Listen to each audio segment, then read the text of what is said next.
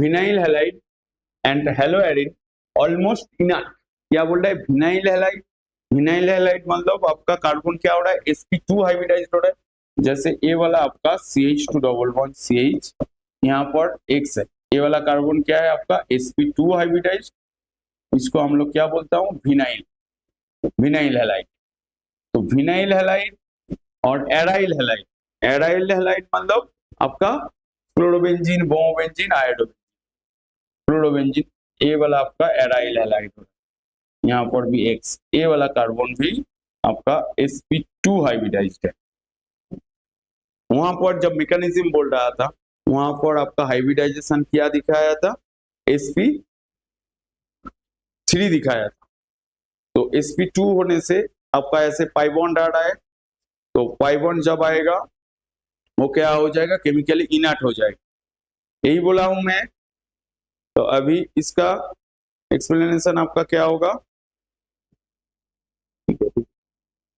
यहाँ पर एक तो पॉइंट मैं ये वाला देख रहा था, यहाँ पर जो एक तो पॉइंट नहीं बोला मैंने, यहाँ पर पॉइंट ए वाला, ये जो sp3 बोला हूँ, यहाँ पर ए वाला भी sp3 है, ठीक है, sp3 हाइब्रिड, बट ए वाला जो है आपका sp2 हाइब्रिड, ठीक है।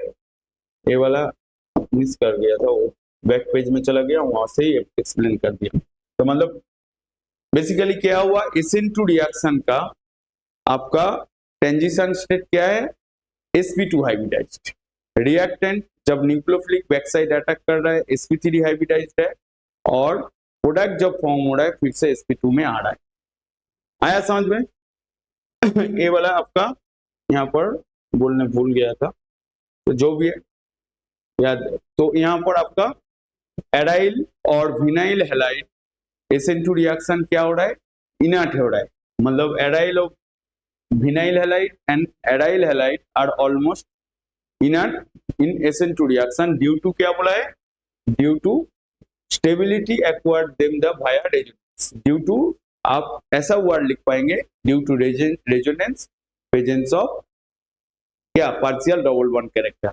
यहाँ पर दिखाएंगे तो क्या होगा? देखिए यहाँ पर मैं क्लोरोबेंजीन का रेजोनेटिंग स्ट्रक्चर ऐसे ड्रॉ कर दिया, तो क्या होगा? यहाँ पर आपका Cl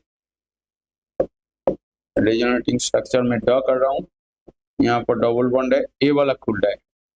तो खुलने के बाद आपका देखिए यहाँ पर ए वाला फॉर्म हो रहा है, मतलब ए वाला जो नेगेटिव चार्ज यहाँ पर आ रहा है, मतलब इस कार्बन में आ रहा है। देखिए जब रेजोनेटिंग स्ट्रक्चर करेंगे, फर्स्ट क्या चेंज हो रहा है वो लिखिए, उसके बाद क्या चेंज नहीं हो रहा है उसको ऐसे ही छोड़ दीजिए, मतलब लिख दीजिए।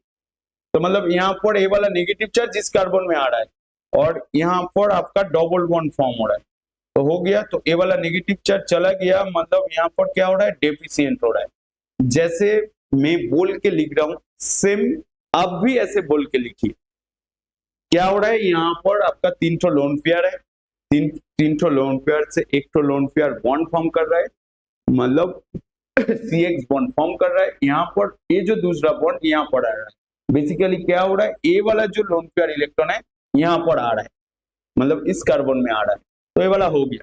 तो बॉन्ड खुल गए, उसके बाद आप जैसा है ऐसा सेम इट इज सेम रख दीजिए, ठीक है, same as it is same रख दीजिए, तो हो गया। तो हम लोग क्या देख रहा हूँ? ए वाला बॉन्ड क्या हो रहा है? पार्शियल डबल बॉन्ड हो रहा है, पार्शियल डबल बॉन्ड हो रहा है। आया समझ में? पार्शियल डबल बॉन्ड हो रहा है। तो CX bond acquires the partial double bond character and displacement requires the breaking of strong bond. More energy is necessary. So vinyl and aryl halide are almost inert in SN2 reaction due to presence of resonance and partial double bond character. आया समझ में? CX bond acquires the partial double bond. आया समझ में? तो आप इसके अंदर में इससे क्वेश्चन आया, तो एनसीईआरटी में ये वाला क्वेश्चन है, एक्सरसाइज में भी ये वाला क्वेश्चन है, यहाँ से क्वेश्चन भी आ सकता है जेई में, जेई 2026 में, और बोर्ड में भी यहाँ से आपका जो फर्स्ट स्कूल का एग्जाम होगा, मतलब 12 का, वहां पर भी ये हेलो एल्केन जब आएगा ये वाला क्वेश्चन आ सकता है। बोर्ड में बहुत बार आया हुआ है, बहुत साल, बहुत मतलब मतलब एक दो बार नहीं, बहुत बार आया हुआ है बोर्ड, मतलब सीबीएसई बोर्ड। तो ठीक है, तो हम लोग यहाँ पर क्या क्या पढ़ा, basically vinyl halide and aryl halide are inert in SN2 reaction due to CX bond have partial double bond character via resonance। आया समझ में? तो ये वाला आया समझ में? तो नेक्स्ट टॉपिक में जाऊंगा। नेक्स्ट टॉपिक क्या बोल रहा है, देखिए अभी जो हम लोग जो पढ़ रहा हूं, ये वाला क्या है आपका बोर्ड